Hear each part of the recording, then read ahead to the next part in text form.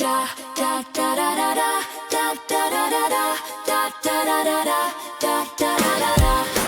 says put on his armor, for the battle is his.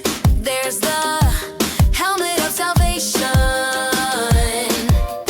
breastplate of righteousness, belt of truth, shoes of peace, shield of faith, sword of the Spirit. This armor keeps us safe.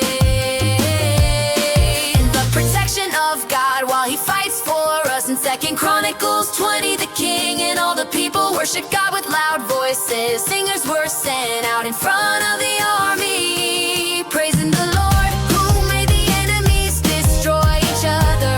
Because they knew God, they didn't fight like most armies do. When you worship God, telling him how mighty he is, he will move to help you because you show faith in him. So let's suit up in his armor every day, pray, praise and sing, living like Jesus did.